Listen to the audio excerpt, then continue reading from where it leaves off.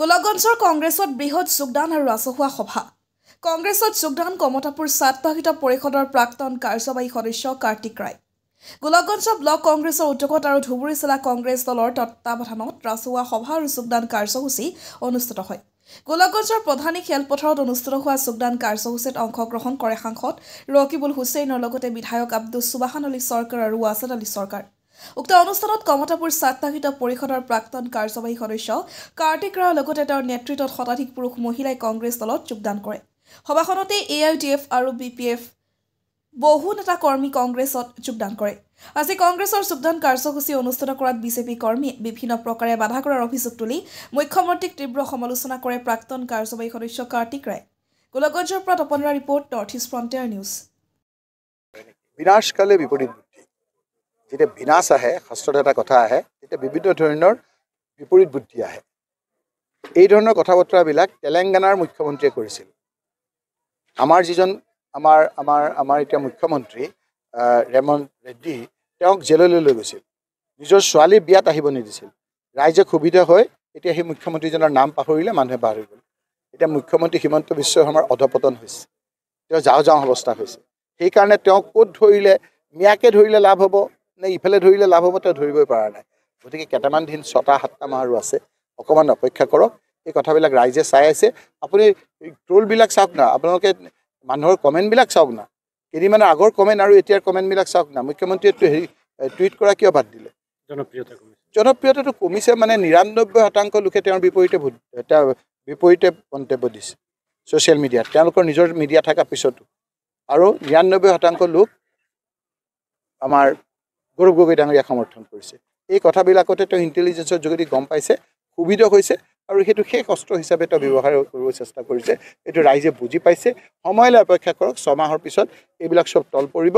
এই তলত যিবিলাক তেওঁলোকে যিদৰে ইলিগেল কৰিছে, যিবিলাক জাতি জনগোষ্ঠীক অপমান কৰিছে, যি 6 জনগোষ্ঠীক তেওঁ জনজাতি কৰা নাই, এই কথা বতৰাবিলাকত আপোনাৰ ইলেকশ্যনৰ সময়তে ৰাইজে ভোটৰ আকাৰে তেওঁলোকক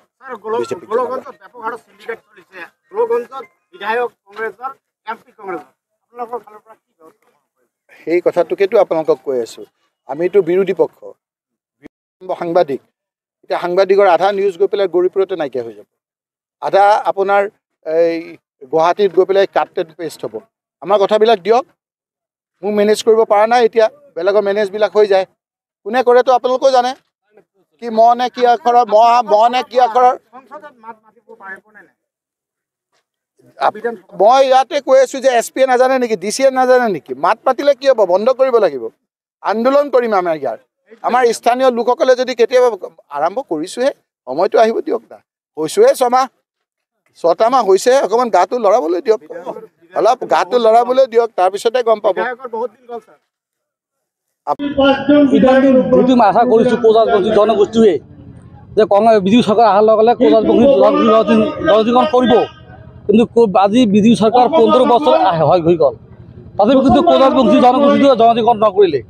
এইকাৰণে আমি ভাবিছোঁ আমি কংগ্ৰেছৰ জৰিয়তে ছাত্ৰ সংগঠন আছে আৰু আমি ৰাজনীতিৰ জৰিয়তেও কোজাজবংশী জনজাতিৰ কেনেকৈ সমস্যা সমাধান কৰা যায় তাৰ মানে আমি নিশ্চিতভাৱে আমি কংগ্ৰেছ জইন কৰিম। আপুনি ইতিমধ্যে উল্লেখ কৰিছে যে এইটো বিজেপিৰ বহুত লোকে আজি যিটো প্ৰগ্ৰাম আছিল, আমাৰ বহুত লোকে জাগাই ৰাতিপুৱাৰ পৰা প্ৰতি ঘৰে ঘৰে গৈছিল যে এই প্ৰগ্ৰামটো আহিব নালাগে। সেইকাৰণে বহুত আমি হেঁটেক পাইছোঁ। হ'ব, এইটো তেওঁলোকে যেনেকুৱা কাম কৰিব আমি তাৰ উত্তৰ আমি সময় দি দিম। মুখ্যমন্ত্ৰী কংগ্ৰেছৰ পুত্ৰপুত্ৰ, আপুনি বিজেপিৰ পুত্ৰপুত্ৰ, কি ক'লে?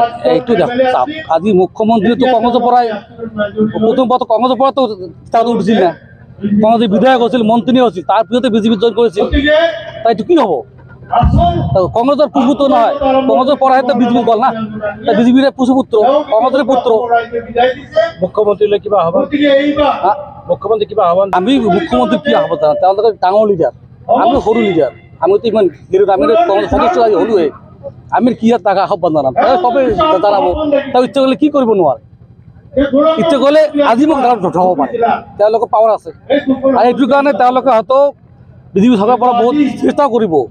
আমি এইবিলাক মই ভয় নকৰোঁ, মই আছোঁ আৰু থাকিম।